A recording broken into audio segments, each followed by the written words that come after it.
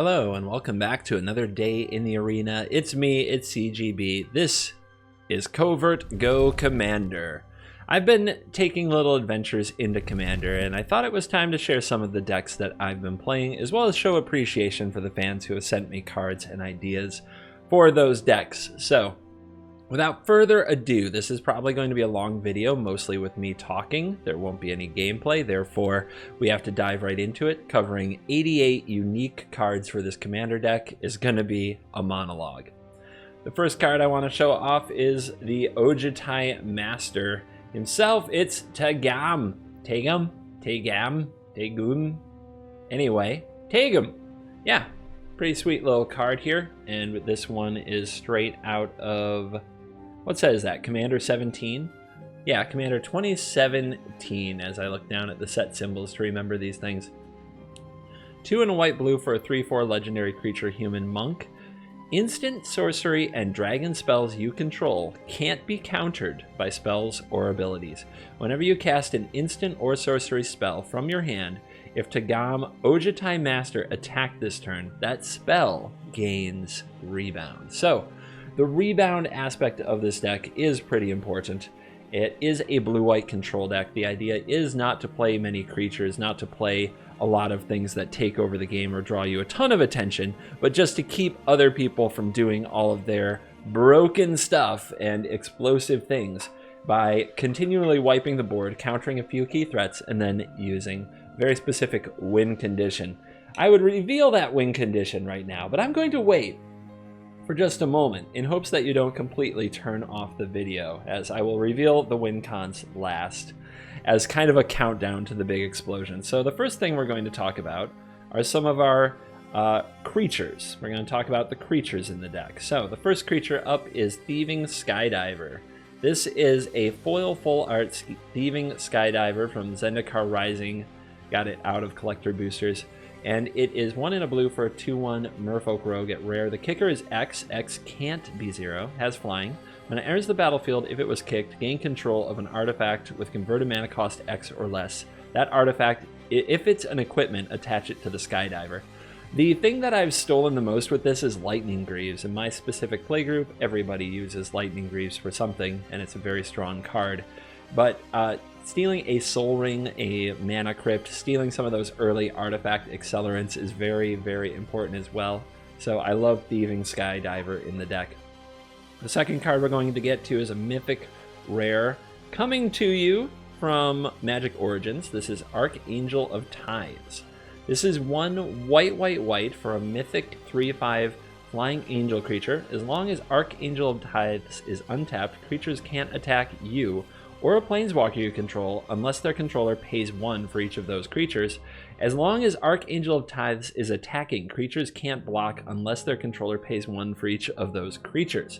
So, it makes the opponents... basically, it's a very strong deterrent. The opponent doesn't want to attack us with their 20 creatures, because Archangel of Tithes will make them pay 1 mana per creature, and at least through the early and mid game, that's a very good deterrent to keep people off your back.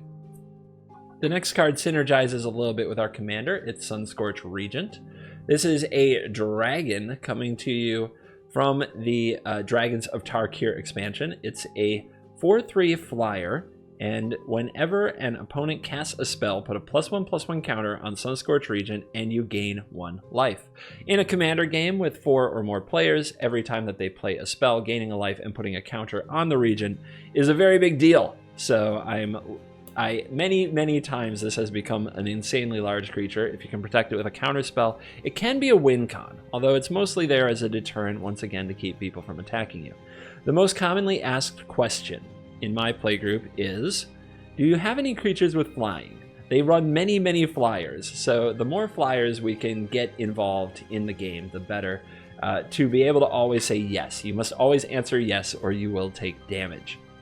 The next card that we're going to show is another flyer and another dragon. This is Dragon Lord Ojutai, and remember, dragon spells can't be countered if we control our commander.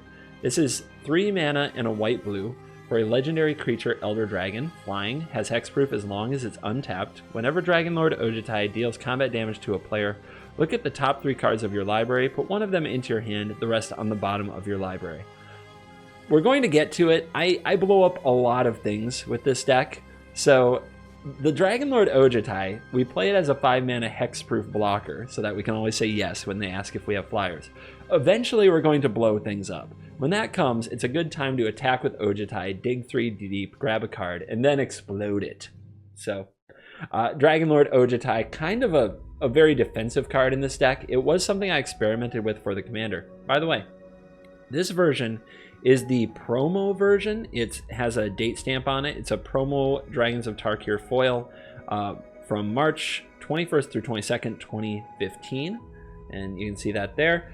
One of my, what I call the pretty cards, as I really, let's get this out of the way now. I like playing with pretty cards. I like playing with pretty expensive cards. It's not about flexing financial superiority. I have no problem if people want to play against me with proxies. I play with shiny pretty cards because it makes me feel cool. Let me just get that way out of the way. It's, you know, as a kid I always wanted to have cards like these, and now as an adult to have some of these is very nice. And speaking of having cards like these, in this case, this shiny pretty card was sent to me by a viewer who we're going to call Disco. And every time he sent me a handful of cards to build this deck, including the commander itself. I forgot to mention this, but Taigam was sent to me by Disco as well. And so was this Dragonlord Ojutai. So I'm going to try to remember to thank him every time one of the cards comes up. This is another Disco card right here coming at you. And it's one that, well, if you are a fan of mine, it wouldn't be a CGB blue-white commander deck without this card. It's Yorion, the Sky Nomad, and this is a foil one, foil full art coming out of Ikoria. A very beautiful card. And Yorion, the Sky Nomad, if you've watched my standard content, you know what he does. Enters the battlefield, blinks multiple permanents, and we do have some permanents well worth blinking here. As a beautiful segue, oh, we can't companion the Yorion because we're not allowed to play 120 cards, and the companion cost is to have 20 more cards than your minimum deck size. Since that's not allowed in Commander, you can't companion the Yorion, but you can Commander the Yorion or put it in your deck, which we're playing it just as a card in the deck. A card that is very good to blink with Yorion is our next card, Limvala the Preserver. This is a mythic rare coming to you out of Oath of the Gatewatch, a 5/5 flyer that when it enters the battlefield makes a 3/3 flyer and gains 5 life, as long as you meet some conditions, which are pretty easy to meet in a multiplayer game. An opponent has to have more life than you, or an opponent has to have more creatures than you. So oftentimes this is 6 mana for a 5/5, gain 5, make a 3/3, which is just the kind of deterrent I like to keep my opponents from looking my way and trying to attack me. The next card is a new one. Just opened this out of a pack. This is an extended art Sphinx of the Second Sun. This is 6 blue for a mythic flying 6/6. At the beginning of your post-combat main phase, you get an additional beginning phase after this phase. An additional beginning phase. What does that mean? That means that when we play this before our first combat step, we do not go to attackers first. That would be bad. Play this before our first combat step. After the combat step, we untap all our lands. We have another upkeep, so if we have any upkeep triggers, those trigger, and we draw another card. So in a way, it's a free card because you play it, and then you get to draw a card, and you untap all your lands. But it's more than that, because if this sticks to the battlefield for multiple turns in a row, every single turn, you have a chance to double your mana and draw 2 cards. That is a sweet card, and I am going to... I really want to play it today and see what happens with it. The next card is a creature, but it's also a Planeswalker, and it's very much a Blue Mage favorite. This is Jace Vryn's Prodigy, coming at you from Magic Origins in the Flip Planeswalkers. They start as a creature, they turn into a Planeswalker when a condition is met. In this case, 5 cards in the graveyard after tapping Jace to loot. So it fills the graveyard, then eventually hits and transforms into another Planeswalker. This isn't a particularly powerful Planeswalker in the abstract, and it doesn't have any special kind of application to Commander. Most of the time, what this is going to hopefully do is let us cast some board wipes or card draw spells again. The emblem, it's a good time. We're about to transition into the Planeswalkers part of the video. It's important to say, on my play group, if you plus your Planeswalker, people will kill it. If you minus your Planeswalker, they leave it alone. The psychology of the emblem effect is real. So I plan to minus Jace Vryn's Prodigy and cast some spells from the graveyard and try to convince people that the Telepath is not, in fact, that much of a threat. Next up, we're going to move into our Planeswalkers. These don't have much of a significant role to play with our commander because it affects instant sorcery and dragon spells. But some good Planeswalkers in our deck are always fun, and I'm a person who still very much loves some nasty blue Planeswalkers. Let's start with the nastiest. This is another one sent to me by Disco, and this is a Japanese foil alt art Teferi Time Raveler. Oh my, are they gonna hate this? 3 mana, you know 3 Teferi if you've watched my channel for a while. And it's in Japanese. Basically, nobody else can play at instant speed but me. I can even play sorceries at instant speed, which is disgusting. And the minus lets me bounce a permanent, which probably won't be nearly as big a deal in Commander. This absolutely beautiful card from Disco. Very awesome addition to the deck. And of course, it wouldn't be a CGB Commander video or deck without some Teferi nonsense. Then we have another Planeswalker that I had lying around in the binder. This is Narset Transcendent. This is a Mythic Planeswalker coming to you from a standard past in Dragons of Tarkir. And this has a plus ability that can draw cards. If you look at your top card of your library, if it's a non-creature, non-land, you can reveal it, put it into your hand. So it's kind of card draw. The big thing here is the -2 of Rebound. The next instant or sorcery spell you cast from your hand gains Rebound. So being able to Rebound, therefore, which is, if you haven't seen it before, when you cast a instant or sorcery, it exiles instead of going to the graveyard, and then you cast it again at the beginning of your next turn. So when we Rebound a board wipe, we wipe the board, then the next turn we wipe the board again, buying ourselves plenty of time to use our Planeswalkers or draw some cards or get ahead, things of that nature. Also card draw spells coming back, getting Rebound, very sweet, but it's also a win con, as we'll get to at the very end. Tease. So the -2 is the main point of Narset Transcendent. We really don't want a -9. The -9 is an emblem that says your opponents can't cast non-creature spells. People don't like that. Once again, if you plus your Planeswalkers in this playgroup, they're going to get killed. If you minus them, they get left alone. So I don't go for the emblem, as evil as it sounds. It's pure diplomacy. The next Planeswalker is a lovely one, although not nearly as good in Standard as it is in Commander. This is an alternate art, an alt art borderless foil Teferi Master of Time that I got to pull out of a collector booster for M21. And Teferi Master of Time's -10 to take 2 extra turns is indeed intimidating. People will try to kill it. The -3 to phase target creature you don't control out isn't very relevant most of the time. What's relevant is that you may activate loyalty abilities of Teferi on any player's turn anytime you can cast an instant. So the +1 of draw and then discard a card, I get to use on every other player's turn, which lets me go flying through the deck.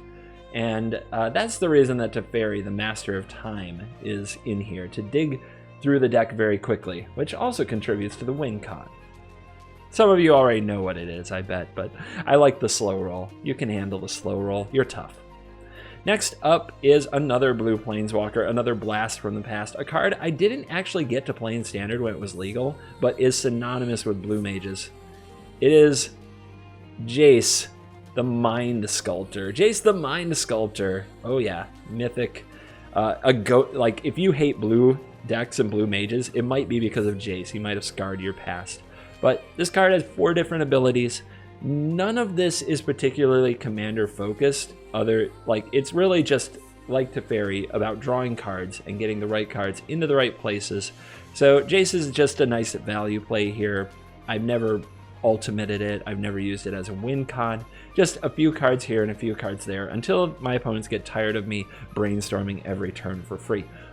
Diplomacy tip: brainstorm quickly.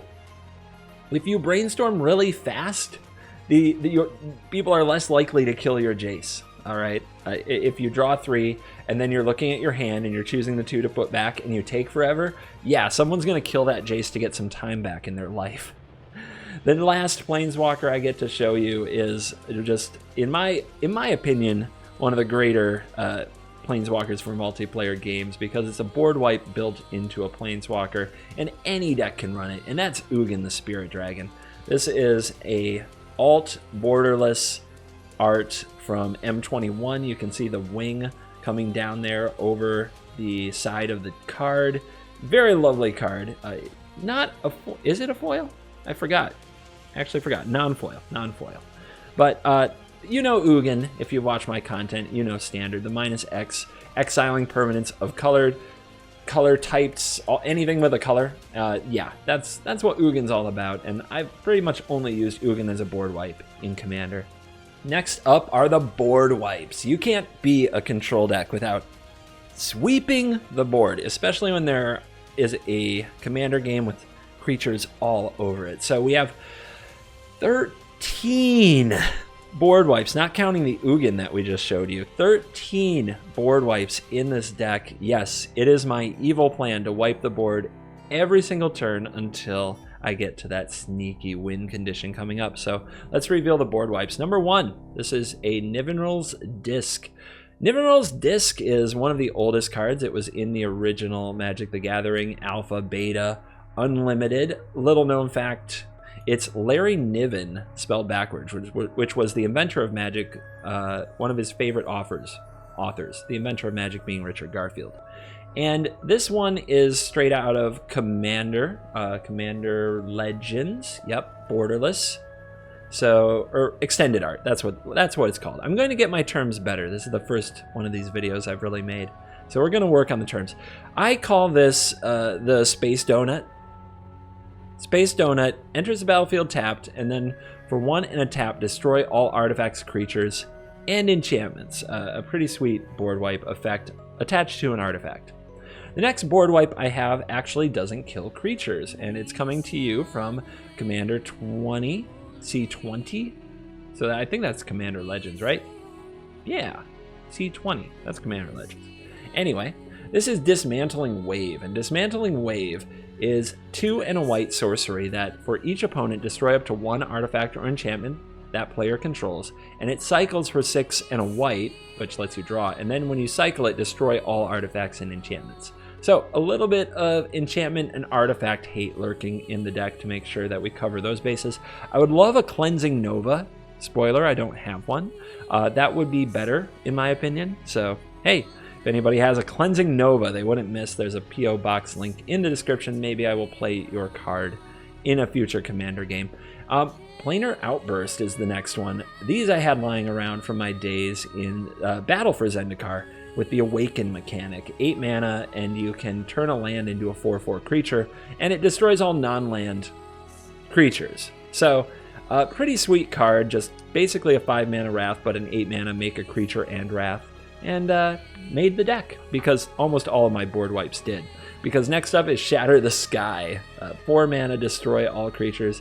Any player with a creature 4 or greater draws a card. Take some of the sting off it. Maybe people won't hate you that much when you Shatter the Sky. Then the next one is a bounce wipe, not a board wipe. This is a mythic coming to you from the Oath of the Gatewatch. It is Crush of Tentacles. This is a 6 mana, return all non-land permanents to their owner's hands.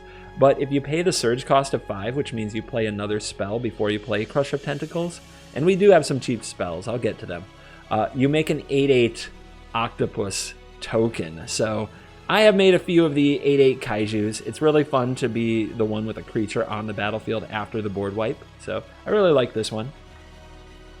Speaking of having a creature on the battlefield after the board wipe, Descend Upon the Sinful is the next one. One that I think a lot of people forgot about, coming to you from Shadows over Innistrad, I believe? Yep, Shadows over Innistrad. And this is 4 mana, white, exile all creatures, mythic rare. It has Delirium. Put a 4/4 white angel creature token with flying onto the battlefield if there are 4 or more card types among cards in your graveyard. Reaching Delirium is pretty easy in these long games with a lot of spells flying around, so often I'll pay 6 mana, I will exile all creatures, and I will make a 4/4. That flies, so I can always say I have a creature with flying. Next up is a sweeper that is a fresh one coming out of the Commander Legends, and this is an extended art / the ranks. This is 3 white to destroy all creatures and planeswalkers. Whoa, except commanders. So maybe with some diplomacy I can set it up so that some people get to keep their commander. This also works incredibly well with Taigam as either rebounding / the ranks or casting / the ranks, so that I can attack with Taigam and give something else rebound is very important. Next up is a command, and this one is in many ways a board wipe. It makes up for my lack, I would say, of Cleansing Nova. It is Austere Command, and this is extended art coming to you out of Double Masters, I think?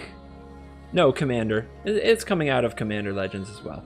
But this has choose 2, destroy all artifacts, destroy all enchantments, destroy all creatures with mana cost 3 or less, or destroy all creatures with converted mana cost 4 or greater. I've never played this card before. Looking forward to getting some time with the commands. The next card is a 5 mana board wipe, but it matters a lot in my playgroup with a little extra text, and this is End Hostilities. End Hostilities comes to us from Theros, I believe? No, Khans of Tarkir, actually.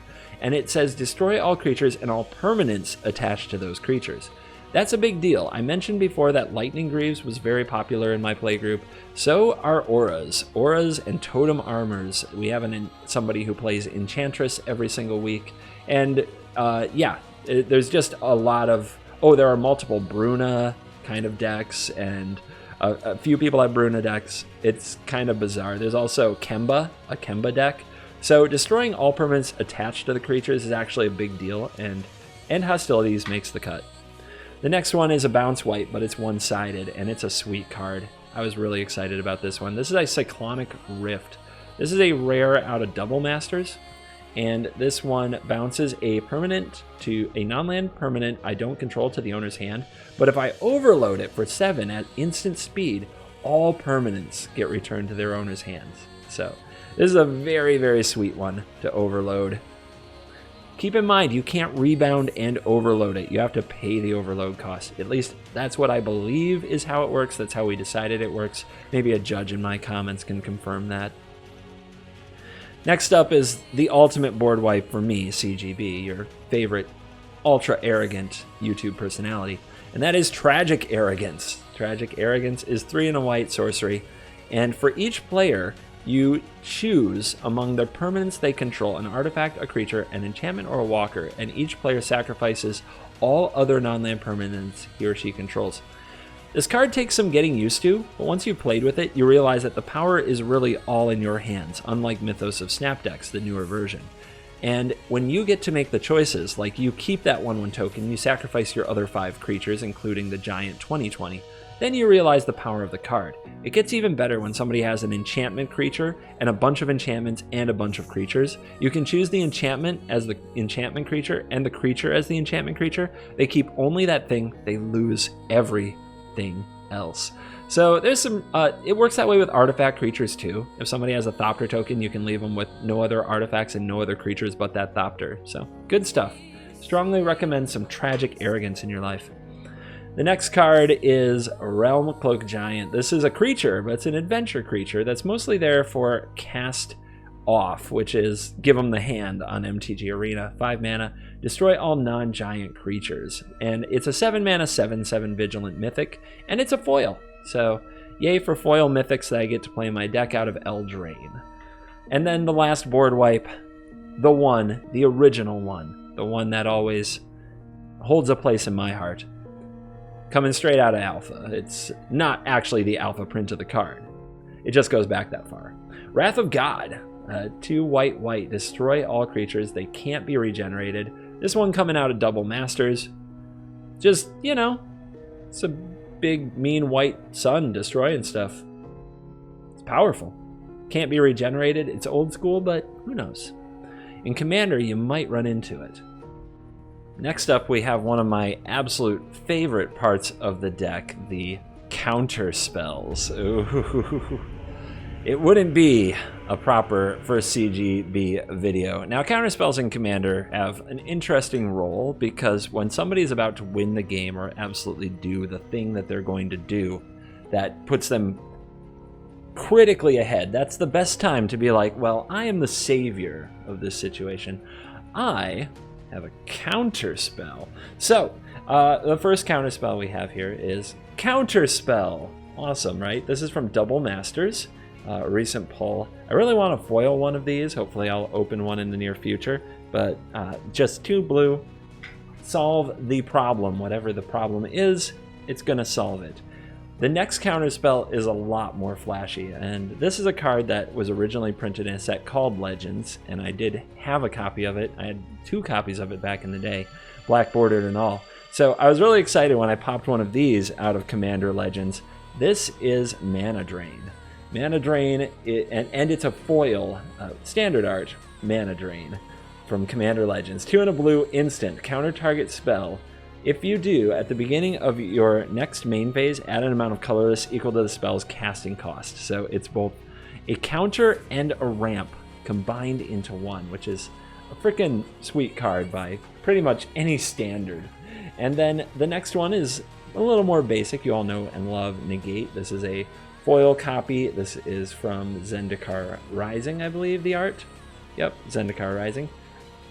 But we are not sticking to basic counters for long. This is another disco card right here, and you're going to have trouble even reading it, so we'll have to put it on the screen. This is Cryptic Command. It's the foil invocation version of Cryptic Command from Amonkhet. Very hard pull to get, and definitely a chunk of change that makes me glad I'm double sleeving. Thank you, Disco Bisco, for the card. And it says, choose 2, counter target spell, return target permanent to its owner's hand, tap all creatures your opponents control, and draw a card. And if you look at this thing, like, it's hard to read. Like, all right, can you read that title? I mean, it's hard enough with the light and its foil, and oh my goodness, it's crazy. The art looks like a cat to me for some reason, like a weird Rorschach text. But a versatile counter like Cryptic Command, definitely the kind of thing we want to run. And then this card I pulled out of a Double Masters pack, a counterspell that goes way back to my early days of Magic. It's Force of Will, a mythic in Double Masters. You may pay 1 life and exile a blue card from your hand, counter target spell for 0 mana, or pay 5 mana to counter a spell. Force of Will has bailed me out of many a situation, and is definitely a scourge at the Commander table. Next up, we're going to do the card draw effects, and card draw is an important part of Magic the Gathering in any control deck. If you simply spend all your time removing and dealing with everything that the opponent plays, then you're not going to be able to deal very well with, well, you're going to run out, is what I'm saying. There's 2, 3 other hands. You've got 1 hand. So if all you do is counter things and board wipe things and never draw more cards, you probably can't win. So I'm going to show you the card draw effects that I've got here in this deck. The first one, 7 and a blue, Treasure Cruise, Delve, draw 3 cards. So oftentimes when you draw it with a graveyard, you can exile the 7 cards and get 3 cards. Just a nice quick refresh. Plus we have rebound effects such as our Commander and Narset, so getting to draw 3 multiple times would be nice. The next card, a foil copy of Into the Story from Eldraine. It says that the card costs only 4 mana to draw 4 cards if an opponent has 7 or more cards in their graveyard. That's usually not too easy to find when you have multiple opponents, especially if any of them are playing a deck that relies on the graveyard. The next card is a fun one from Double Masters that makes everybody happy. This is Well of Ideas. Well of Ideas is 5 and a blue. When it enters the battlefield, you may draw 2 cards. It's an enchantment, and at the beginning of each other player's draw step, that player draws an additional card. At the beginning of your draw step, draw 2 additional cards. Pays everybody a little, gives you a lot extra. So excited to run Well of Ideas. Next up, a foil extended art, Fact or Fiction from Commander Legends. I remember Fact or Fiction way back in the Apocalypse days, and Fact or Fiction is a fun one in Commander because you try to let the person split the piles who wants to treat you well.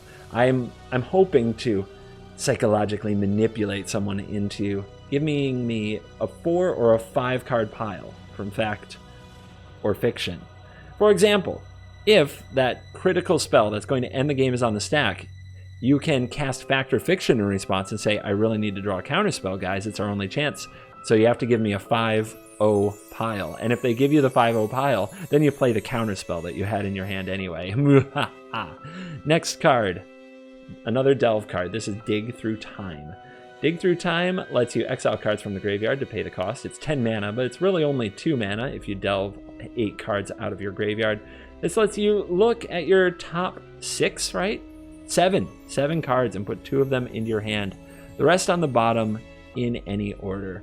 So Dig Through Time, great at finding you the right cards in the right place at the right time. Next card is another disco card. Thank you so much. Sent me so many sweet cards. It's a foil of one of my favorite blue-white cards of all time. This is Sphinx's Revelation. An instant X blue-blue. You gain X life, you draw X cards. It just takes me back to a time where win cons, we didn't need those. We just cast Sphinx's Revelation and Elixir of Immortality, reshuffled our deck until they tapped out. The ultimate misery, you might say. Now we're going to move into some cards. Some of them draw cards, some of them remove creatures, some of them have other effects. These are the early game plays. These are the cheap cards that just help us stitch our draws together. First up, Tome of Legends. We have a commander who is a creature, and that commander wants to attack to be activated. Tome of Legends says that we get to tap it and 1 mana to draw a card by removing a counter from it. Whenever we play our commander or attack with our commander, we put a counter on Tome of Legends. In many ways, this is planning to be a 2 mana, and then 1 mana later along, draw 2 or 3 cards. It's very helpful for keeping the gas rolling. The next card is an extended art Mazemind Tome, straight out of M21. Mazemind Tome is one of my favorite cards in Standard. If you watch me play any control decks, you've seen me do a lot with Mazemind Tome. I hope to get a foil one in the future. This card is amazing, the Book of the Brain. And I'd also run a treasure map in this deck, but I'm very happy with Mazemind Tome as well to help me stitch draws together and do something in the early turns while we stick everything, build up the perfect hand, and prepare ourselves for what the opponent is definitely going to throw at us. I also, on that note, have a foil Omen of the Sea. We do have Yorion in the deck. This is Yorion's BFF. So Omen of the Sea does a similar job to the Tome and a similar job to the other Tome, the 2 that I just showed you. Then next up, we've got a foil full art Commander Legends Preordain. This is a scry 2 and draw a card for 1 blue sorcery. Just another card that helps us stick our deck together. On that note is a foil Brainstorm out of Double Masters. Very, very pretty card. A classic. Instant for 1 blue, draw 3. Choose 2 cards from your hand, put them on top of your deck. Awesome with a shuffle effect, such as a fetch land. The next card I have is a fun Commander card because I find Commander to be all about the mana, and we're about to get to the mana sources in my deck. But when it comes to making sure you get to ramp and others don't, you can't beat Confounding Conundrum. This is a foil extended art Confounding Conundrum from Zendikar Rising, and it really shuts down the ramp. Fans of Standard will remember this from the Omnath days, where making the opponent play multiple lands and then pick them back up slowed them down a little bit, and was actually part of the format when Omnath was the only tier 1 deck. Next up, I've got a removal spell. Instant speed, Path of Exile. This is from Double Masters. Exile target creature, they may search for a land. So it takes some of the sting off, but a good cheap instant speed for when the giant creature attacks you. And on that note, another one of those cards. This is Swords to Plowshares, one of the OG removal spells. This is an extended art one from Commander Legends. And Swords to Plowshares, exile target creature. Its controller gains life equal to its power. Worth noting that if you're being beaten to death by something with hexproof and unblockable, or if you're getting burned to the face, you can cast Swords to Plowshares on your own creature. So sometimes we might have to save ourselves.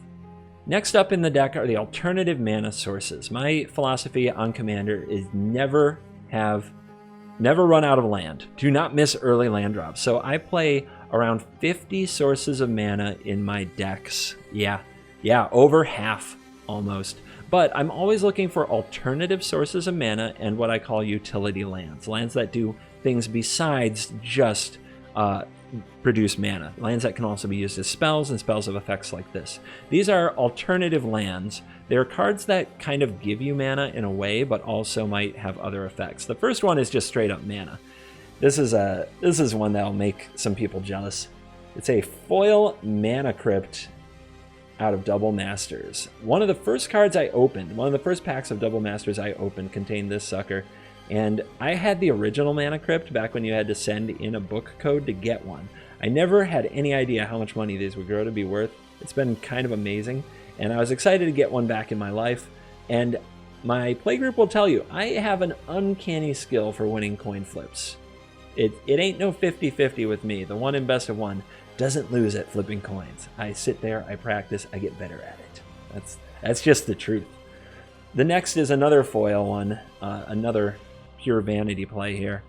This one I just opened very, very recently out of Commander Legends, and it is a mythic, it is a foil, it's extended art, it is Jeweled Lotus. Jeweled Lotus is 3 mana, but you can only use it to play your commander. It doesn't even work great with my commander because it requires a white and a blue, so I can't play, but I guess I can still play my commander on turn 2. Really, it's for recasting commander and paying extra commander cost. The card is definitely good, should probably be a commander staple if people can afford it. And like I've said before, if people want to play with proxies against me, I'm always okay with that.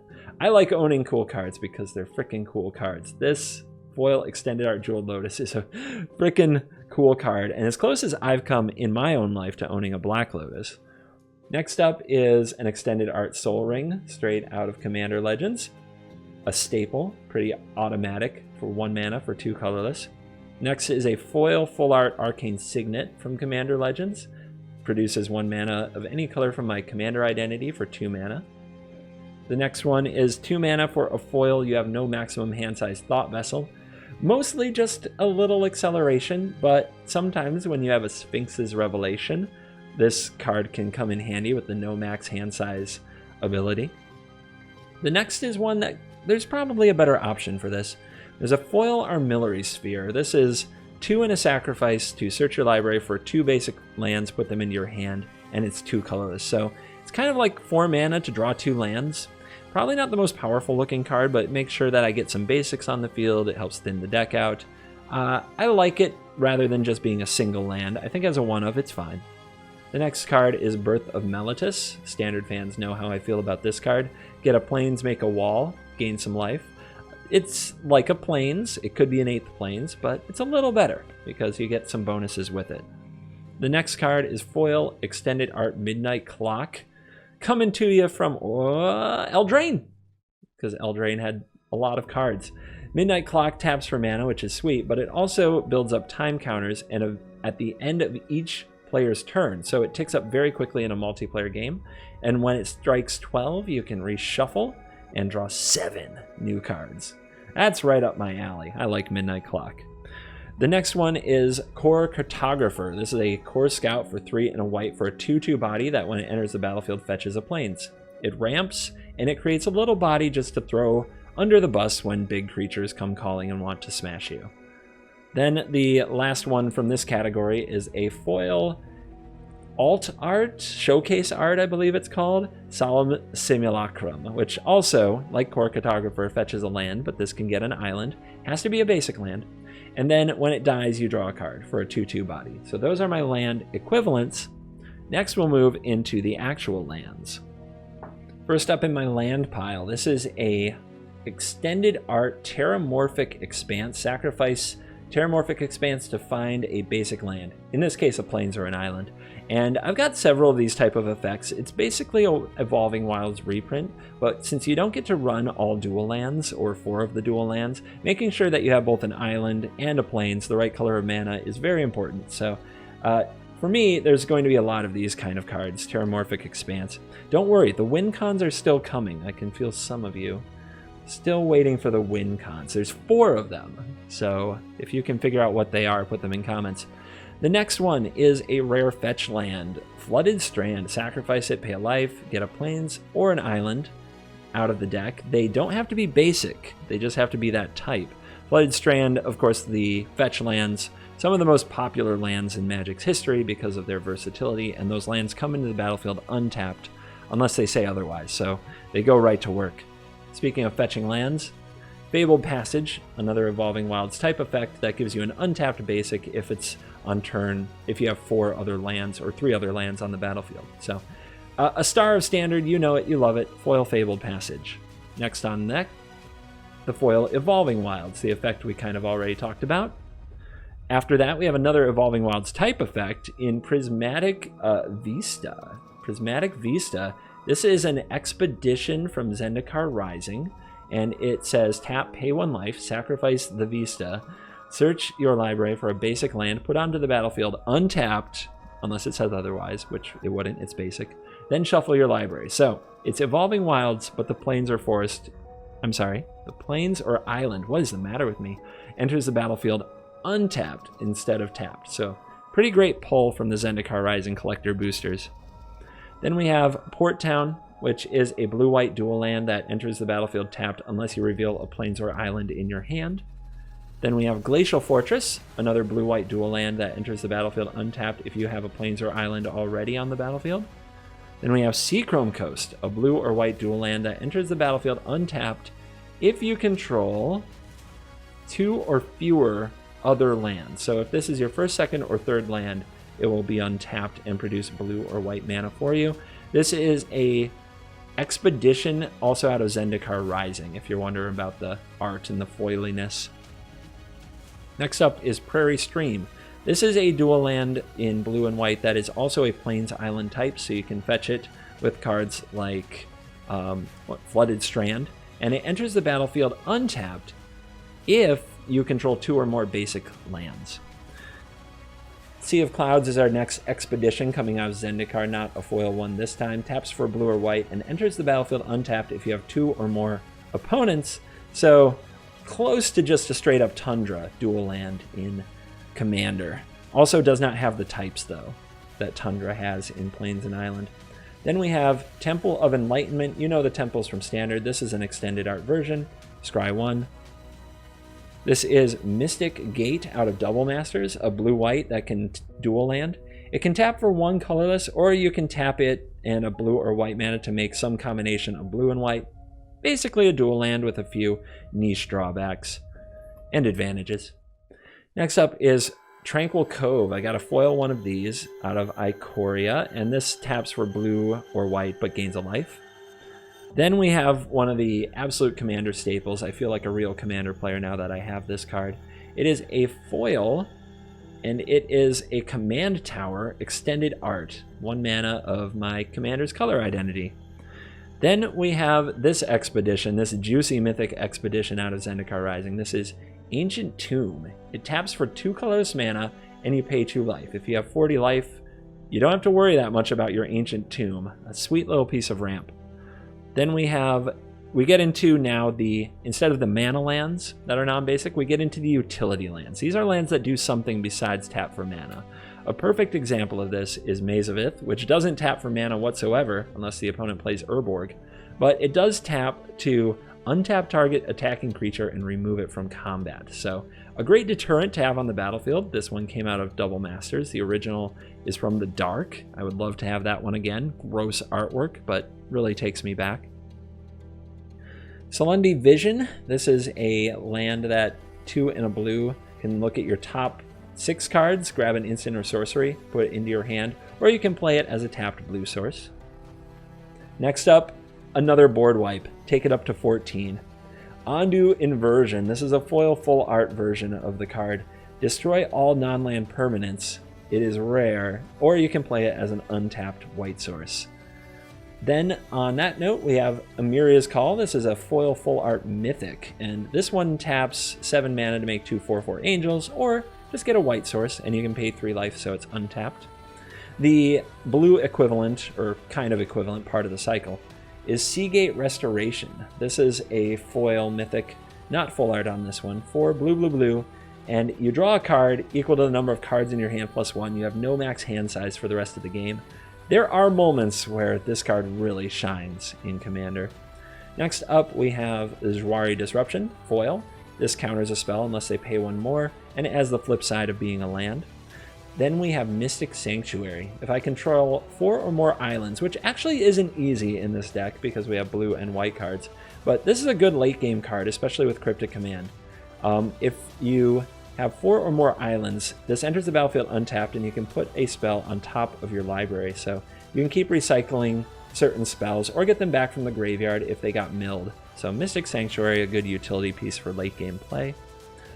Castle Vantress. This is a extended art version, 2 and a blue to scry 2, gives you a way to find the key cards later in the game while also being a land.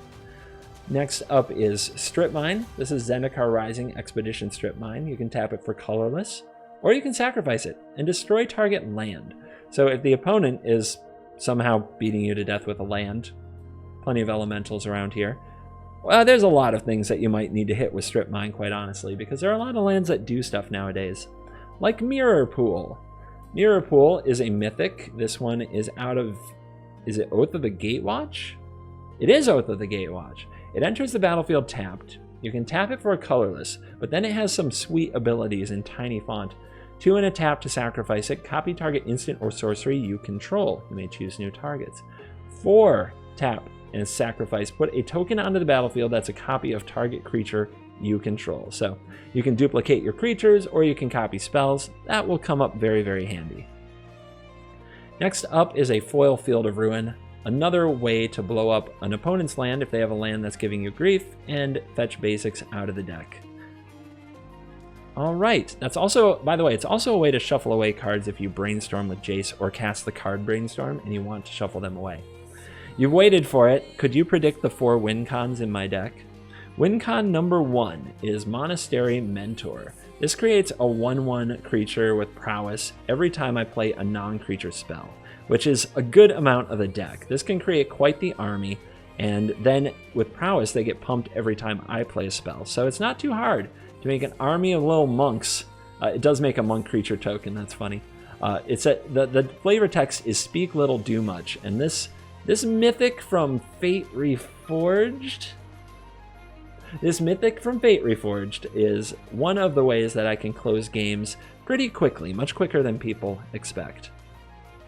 The next win condition is straight out of Standard. This is full art and shiny, and I can't wait to get a CGB token to go with it. It is Shark Typhoon. So hard casting Shark Typhoon in Commander is much more of a thing for me than it is in Standard. And this full art, extended art foil version of Shark Typhoon is frickin' sweet way to make a ton of flying sharks and destroy the competition. Once I get to do it with my own token, courtesy of CoolStuffInc.com, that will be exciting. Next up is this foil, Dovescape. This is from Disco Bisco, so is the next one. So Disco definitely wanted me to win games in an absolutely epic manner with blue-white with the next 2 cards. Dovescape. 3 white-blue, white-blue, white-blue. Those are hybrids. Enchantment. Whenever a player plays a non-creature spell, counter the spell. That player puts X 1/1 bird, 1/1 white and blue bird creature tokens with flying into play where X is the spell's mana cost.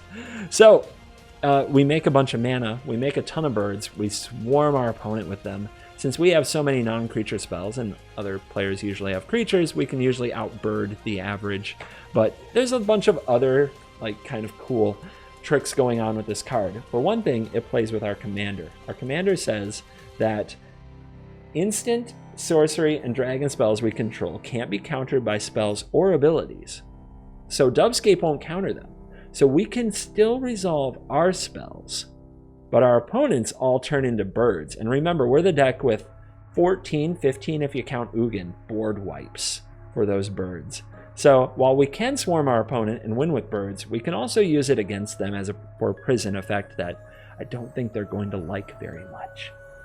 But then there's the ultimate cheeseball way to win. No, it's not Thassa's Oracle. We're not actually trying to draw our deck. Remember how the commander says that it gives a spell rebound? So does Narset Transcendent, who's in the deck. Remember all the cards that we have that go through our deck, like Dig Through Time, Brainstorm, Jace the Mind Sculptor? Remember?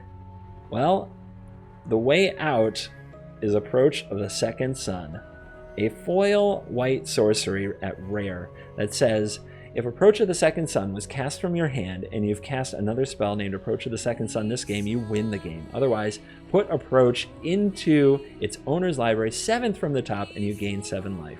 With Rebound, you get to cast a free copy of this on your next upkeep.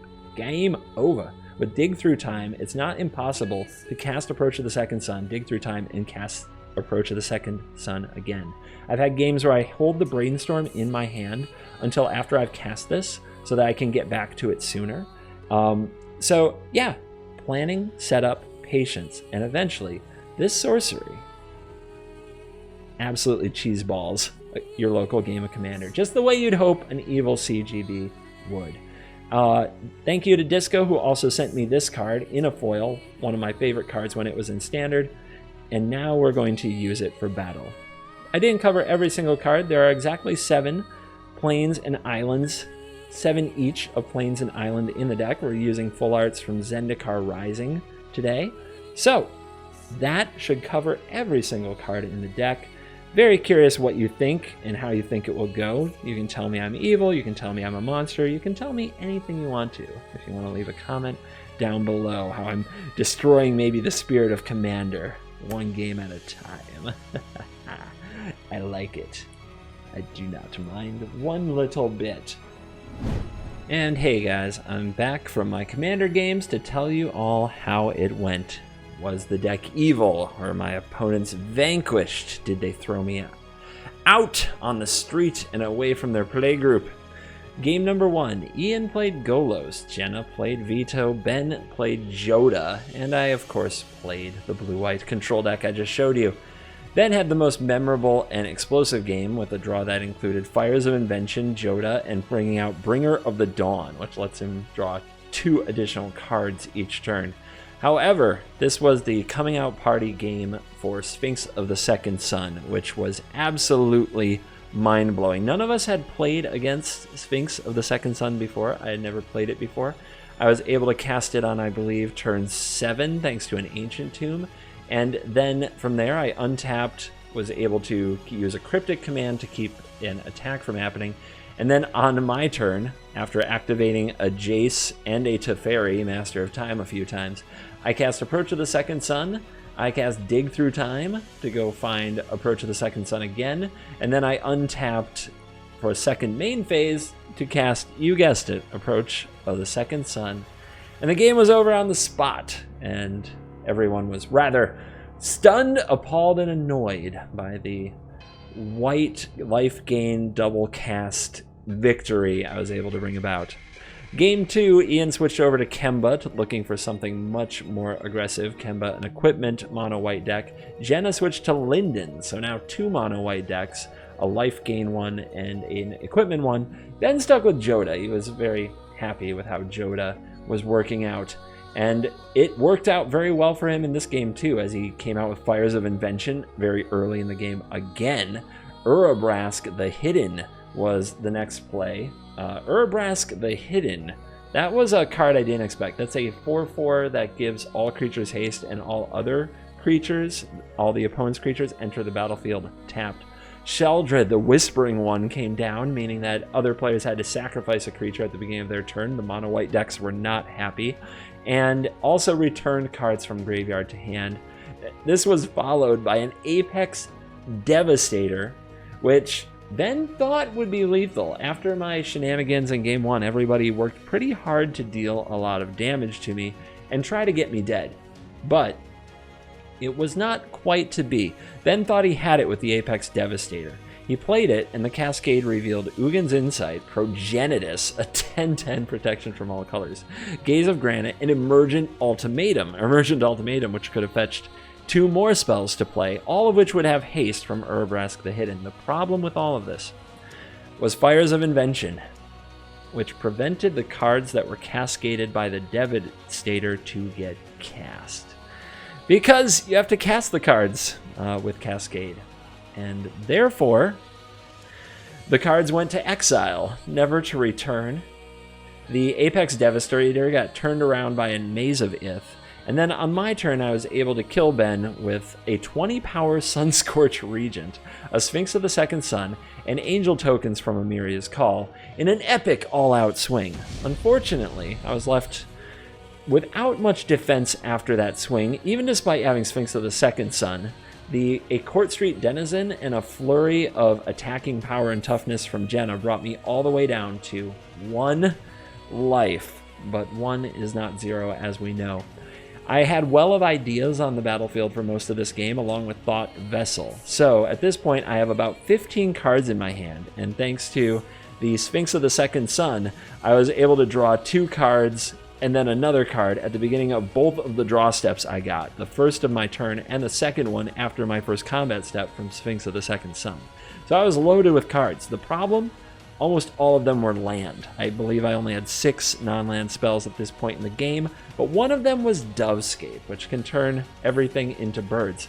So, with about 19 mana available, I cast Dovescape, and I cast a bunch of sweepers. I believe it was Planar Outburst, Descend Upon the Sinful, and something else, maybe a Maze Mind Tome, I don't know. But I made a ton of birds, just getting them countered by Dovescape, so that I had blockers for the next turn. My opponents took their time around the table, also making birds by casting non-creature spells. And there was a creature of some kind that resolved through the Dovescape that was able to blow up and kill. It must have been, no, not a Thrashing Brontodon because it's white, but there was a white creature that killed off the Well of Ideas, leaving me without too much gas.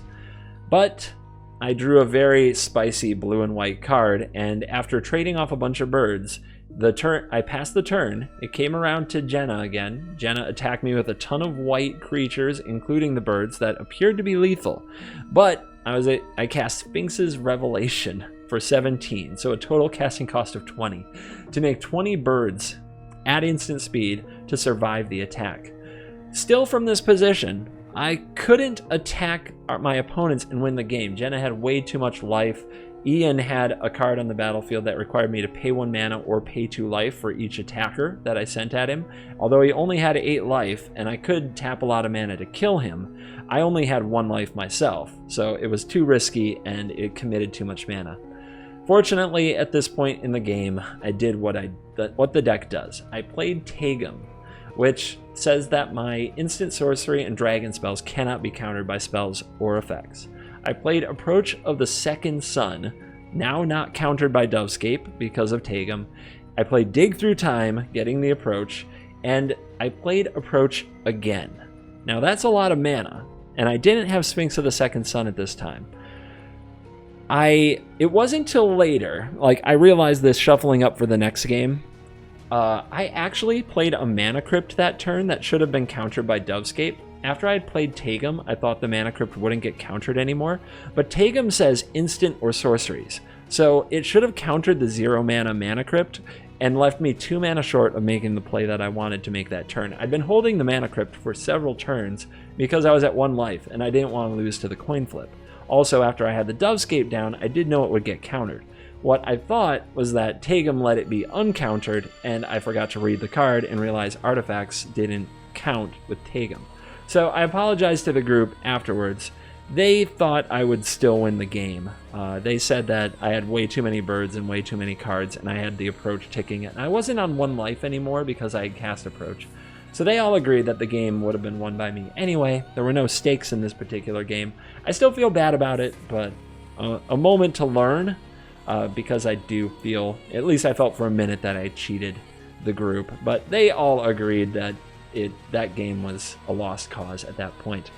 By now they were sick of my Second Son's shenanigans, and the alliance was formed to destroy me as quickly as possible in Game 3. Ian played Elenda, the Dusk Rose. Jenna played a dinosaur deck called Atla, a commander called Atla Polani, which I had never seen before, that makes eggs. Pretty cool. Then played Horde of Notions, an elemental deck, which I had seen him play before, which generally tends to absolutely destroy everything it touches, especially with a Risen Reef. And Ben had a Risen Reef in his opening hand once again. Jenna also had a great start with a Soul Ring and multiple dinos, and she had a Gisath on, I believe it was turn 4 or 5. Gisath spit out a bunch of dinos. Ben's Risen spit out a bunch of cards, but I played Ugin the Spirit Dragon and exiled everything from the board except for the Gisath, which I couldn't get rid of. Jenna would hit me several more times with the Gisath, but the problem that the Gisath had was it didn't reveal many more dinos, and she hit some pretty modest dinosaurs along the way. And on Ben's side, he rebuilt with Mending of Dominaria. He had played a bunch of fetch lands, and he had a bunch of lands in his graveyard. Now, on the turn before, while I was setting up to get, to do what I do, I had a really fun game. On my side, I had played Taigam, attacked somebody, given my spells rebound, and on that turn I had cast Preordain, letting me scry 2 and draw, and Seagate Restoration, which drew me 5 additional cards. Both of those spells gained rebound, so the following upkeep, for free, I put Preordain on the stack and then cast Seagate Restoration, leaving my hand with 22 cards and no maximum hand size. Despite this massive hand, I had taken 2 turns off and I found myself at a very low life total. I think I was at something along the lines of 5. I did have a counterspell available, and I played the Sphinx of the Second Sun, as well as, I believe, a Shark Typhoon and some other cards that I thought would put me way ahead and get me back in the game. And we passed the turn. On both Ian and Jenna did their best, couldn't really get a lot through, but did force me to make some plays, such as tapping a Maze of Ith that would come up later. On Ben's turn, his Mending of Dominaria went off. And it went off in a bizarre way. First of all, it hit chapter 2 on his draw step, or at the end of his draw step, at the beginning of his first main phase. Then he cast Royal Elemental, and he made his land drop to steal my Sphinx of the Second Sun, which then let him untap and have another beginning phase, which meant his Mending of Dominaria hit the final chapter, which meant he returned all the lands from his graveyard to the battlefield, which meant he triggered Royal Elemental several more times, and he stole all of the relevant creatures on the battlefield. Then he used the land he brought out from Mending of Dominaria to cast a card I was not familiar with, Treacherous Terrain, 6 red-green. Treacherous Terrain deals damage to each opponent equal to the number of lands that player controls. I was dead.